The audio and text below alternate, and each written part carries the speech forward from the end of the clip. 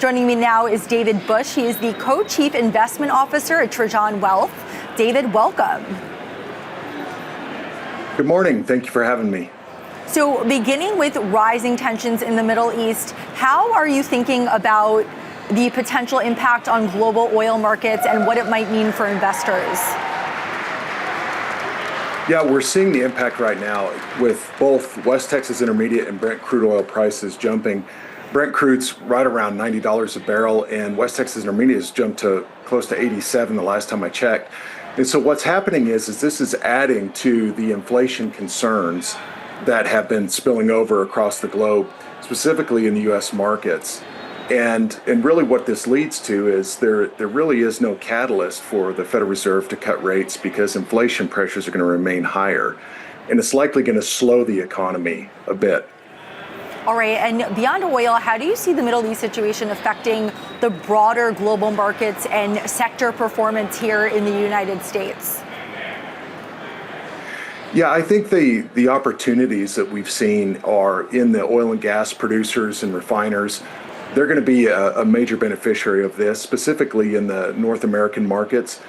But also, if we zoom out even further, defense contractors are performing well. A lot of defensive sectors, utilities, and so on are performing well.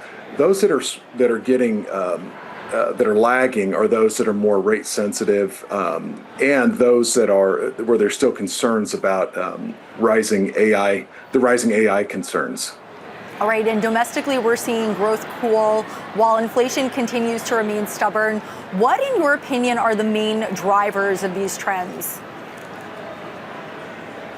Of the inflation is really driven by a couple things. One is, and we saw in the numbers today, is that the U.S. consumer is still spending. Retail sales were better than expected this morning, but also we have the impact of tariffs and the impact of rising energy costs that are permeating the economy right now. So that's going to keep at least the headline inflation higher, as well as potentially core inflation.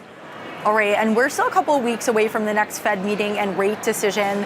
How are you thinking about the central bank's approach right now? Yeah, it's very unlikely that we will get any rate cuts, potentially even for the remainder of this year. Right now, the market is not pricing in any cuts for 2026. So what we're looking for is a hawkish tone from the Fed, meaning that they're going to say that inflation is persistent, and so as a result, rates are going to remain higher for longer. All right, and stepping back from this month's meeting, how are you thinking about the Fed's overall path for 2026? I know you mentioned you didn't foresee any rate cuts. Why don't you think so? Well, when the Fed looks at economic numbers, they're looking at core inflation and the unemployment rate. Well, core inflation is still higher than the 2% target, and the unemployment rate, even though it ticked up from 4.3 to 4.4, is still at historic lows.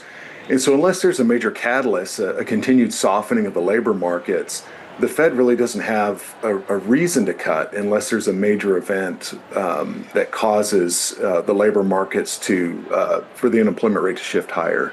All right, and what is your takeaway from today's job numbers that came out? They were expecting 50,000 jobs, and obviously we saw jobs eliminated. What is your takeaway?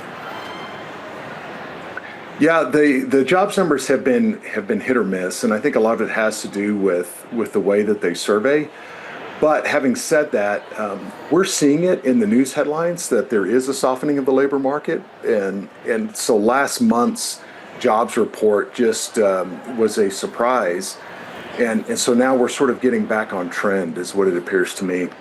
All right, and with markets showing a bit more of a risk-off tone, how are you advising investors to think about positioning in today's environments?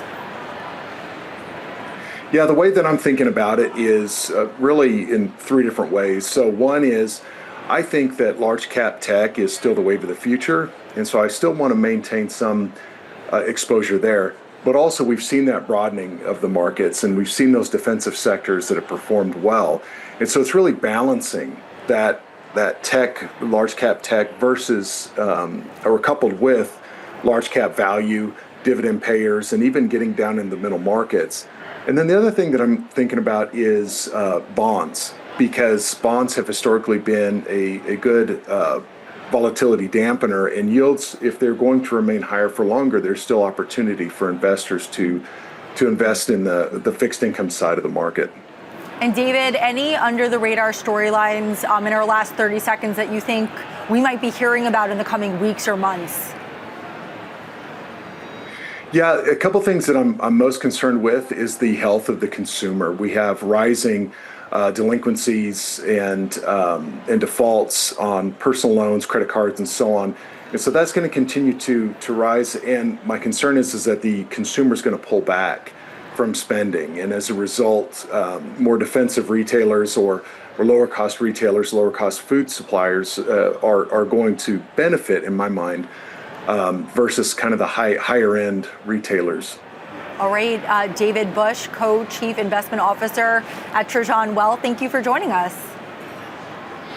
Thank you so much.